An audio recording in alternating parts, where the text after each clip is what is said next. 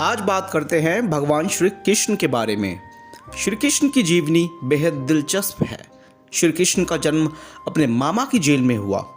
दरअसल श्री कृष्ण के मामा यानी कंस ने श्री कृष्ण के माता पिता देवकी और वसुदेव को जेल में बंदी बना रखा था और इसी जेल में, जो कि मथुरा में है, वहाँ पर श्री कृष्ण का जन्म हुआ।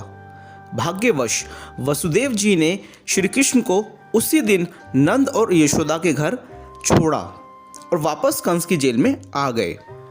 श्री कृष्ण की शिक्षा उज्जैन के महर्षि सांदीपनि आश्रम में हुई। श्री कृष्ण ने सुदामा और बलराम के साथ शिक्षा यहीं ग्रहण करी। श्री कृष्ण का जीवन अद्भुत था। जब वो छोटे थे तो लोगों के घरों में जाकर अपने मित्रों के साथ माखन चुराया करते थे। यशोदा माता ने उनको पाल पोस कर बड़ा किया। वो इनकी शरारतों के कारण कभी परेशान हो जाती थी और कभी आनंद भी लेती थी। श्री कृष्ण ज़्यादातर समय अपने प्रिय सखी राधा के साथ बिताना पसंद करते थे। उनके साथ खेल कूद और राधा के कहने पे ही श्री कृष्ण बांसुरी बजाते थे। श्री कृष्ण और राधा रानी की शादी तो नहीं हो पाई, लेकिन आज भी राधा और कृष्ण का नाम साथ लिया जाता है। पहले नाम श्री राधा रानी का लिया जाता है, फिर श्री कृष्ण का, तभी इनको राधा कृष्ण कहते हैं। श्री कृष्ण की पत्नी रुक्मणी थी। रुक्मणी अपनी बुद्धिमता और सौंदर्य और न्यायप्रिय व्यवहार के लिए प्रसिद्ध थी। रुक्मणी का सारा जीवन श्री कृष्ण के वीरता के किस्से सुनते हुए बीता था। वो मन ही मन श्री कृष्ण से प्रेम करती थी और भाग्यवश देवी रुक्मणी का विवाह श्री कृष्ण के साथ हुआ। श्री कृष्ण अपनी मित्रता के कारण भी याद किए जाते हैं। भगवान कृष्ण के मित्र और सहपाठी सुदामा थे। सुदामा बेहद सरल स्वभाव के ब्राह्मण थे। उनके लिए अपने बच्चों का पेट भरना भी बेहद कठिन कार्य था। सुदामा की पत्नी ने कहा कि आपके मित्र श्री कृष्ण द्वारका के राजा हैं। वो आपकी गरीबी जरूर दूर करेंगे। आप अपने लिए नहीं तो अपने बच्चों के लिए ही उनसे कुछ मदद मांग लीजिए। फिर सुदामा द्वारका के लिए निकलने लगे।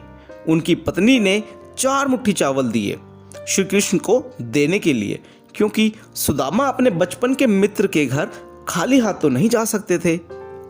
सुदामा जब द्वारका पहुंचे तो देखा द्वारका एक भव्य नगरी है और एक भव्य महल में उनके बचपन के सखा रहते हैं।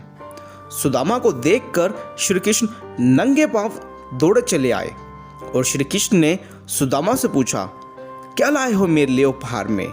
सुदामा संकुचित हो गए और उनकी पत्नी ने जो चावल दिए थे, सुदामा उसे छुपाने लगे। श्री कृष्ण ये देख के मुस्कुराए और चावल की पोटली सुदामा से ले ली और बड़े चाव से सूखे चावल खाने लगे। सुदामा श्री कृष्ण के महल में कुछ दिन रुके और फिर अपने घर वापस चल दिए।